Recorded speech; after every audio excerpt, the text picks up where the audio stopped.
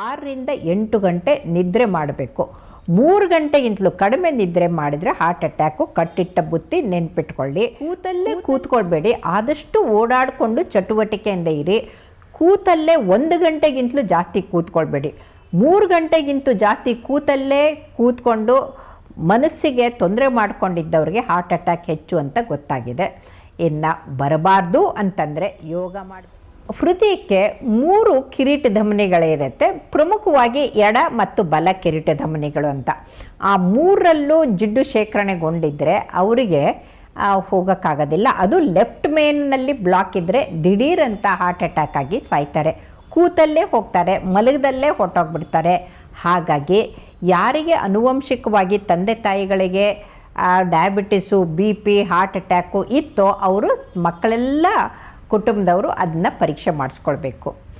ಎರಡನೇದು ಯಾವುದು ಪ್ರಮುಖವಾಗಿರೋದು ಅಂತಂದರೆ, ತಂದೆ ತಾಯಿಗಳಿಗೆ ಇಲ್ಲ ಆದರೆ ಇವರಿಗೆ ಮಕ್ಕಳಿಗೆ ಬರುತ್ತೆ.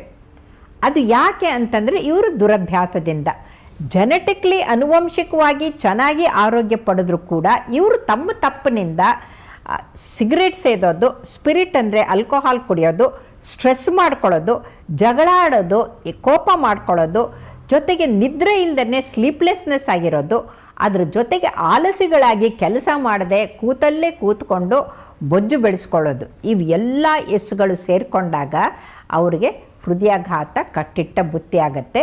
ಚಿಕ್ಕ ವಯಸ್ಸಿನಲ್ಲೇ ಬರೋದು ಸಾಧ್ಯತೆ ಇದೆ. ಹಾಗಾಗಿ ದಯವಿಟ್ಟು ನೆನ್ಪಿಟ್ಕೊಳ್ಳಿ, ಚಟುವಟಿಕೆಯಿಂದ ಇರಿ, ಸಸ್ಯಾಹಾರವನ್ನು ಸಮಯಕ್ಕೆ ಸರಿಯಾಗಿ ತಗೊಳ್ಳಿ, ಸ್ವಲ್ಪ ತಗೊಳ್ಳಿ, ತೂಕ ಬೆಳೆದ ಹಾಗೆ ನೋಡಿಕೊಳ್ಳಿ. ತೂಕ ಬೆಳೆದ ಮೇಲೆ ಕೀಟೋ ಡಯಟಿಗೆ ಹೋಗ್ತೀನಿ, ಅದು ಹೋಗ್ತೀನಿ, ಇದು ಹೋಗ್ತೀನಿ ಅಂತ ಫ್ಯಾನ್ಸಿ ಡಯಟಿಗೆ ಹೋಗಬೇಡಿ. ಮೊದಲನೇ ಕಡಿಮೆ ತಿಂದು ಕೆಲಸ ಜಾಸ್ತಿ ಮಾಡಿಕೊಂಡು ತೂಕನ ಕಡಿಮೆ ಇಟ್ಟುಕೊಳ್ಳಿ. ಸರಿಯಾಗಿ ನಿದ್ರೆ ಮಾಡಿ. ಮಿನಿಮಮ್ 6 ರಿಂದ 8 ಗಂಟೆ ನಿದ್ರೆ ಮಾಡಬೇಕು. 3 ಗಂಟೆಗಿಂತಲೂ ಕಡಿಮೆ ನಿದ್ರೆ ಮಾಡಿದರೆ ಹಾರ್ಟ್ ಅಟ್ಯಾಕು ಕಟ್ಟಿಟ್ಟ ಬುತ್ತಿ, ನೆನ್ಪಿಟ್ಕೊಳ್ಳಿ. ಕೂತಲ್ಲೇ ಕೂತ್ಕೊಳ್ಬೇಡಿ, ಆದಷ್ಟು ಓಡಾಡಿಕೊಂಡು ಚಟುವಟಿಕೆಯಿಂದ ಇರಿ. ಕೂತಲ್ಲೇ 1 ಗಂಟೆಗಿಂತಲೂ ಜಾಸ್ತಿ ಕೂತ್ಕೊಳ್ಬೇಡಿ. 3 ಗಂಟೆಗಿಂತೂ ಜಾಸ್ತಿ ಕೂತಲ್ಲೇ ಕೂತ್ಕೊಂಡು ಮನಸ್ಸಿಗೆ ತೊಂದರೆ ಮಾಡ್ಕೊಂಡಿದ್ದವ್ರಿಗೆ ಹಾರ್ಟ್ ಅಟ್ಯಾಕ್ ಹೆಚ್ಚು ಅಂತ ಗೊತ್ತಾಗಿದೆ.